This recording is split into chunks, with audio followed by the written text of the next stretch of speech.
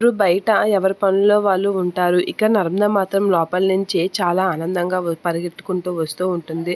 అలా చాలా ఆనందంగా పరిగెత్తుకుంటూ వచ్చి సాగర్‌ని అయితే హగ్ చేసుకుంటూ ఉంటుంది. అది చూడగానే ఒక్కసారిగా అందరూ షాక్ అవుతూ ఉంటారు.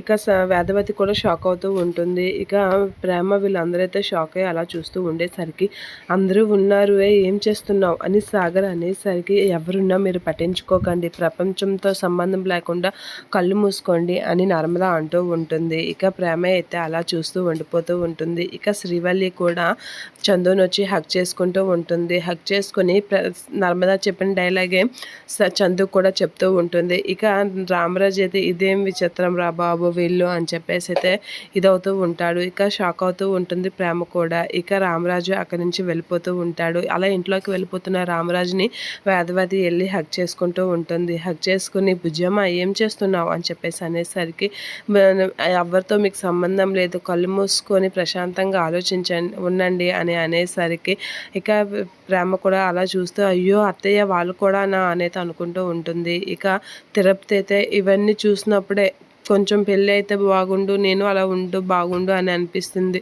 ఏంటో అనేది అనుకుంటూ ఉంటారు. ఇక ఒకరినొకరు హగ్ చేసుకొని కళ్ళు మూసుకొని అలా ఉంటారు. అలా అదంతా చూసి తిరుపతి అయితే అయ్యో నాకలా ఉన్నా బాగున్ను అనేది అనుకుంటూ ఉంటాడు. ఇక ప్రేమ అయితే అందరిని హగ్ చేసుకోవడం చూసి నేను ధీరజ్ని హగ్ చేసుకుంటే బాగుండేమో అని చెప్పేసి అయితే పరిగెట్టుకుంటూ వెళ్తూ ఉంటుంది.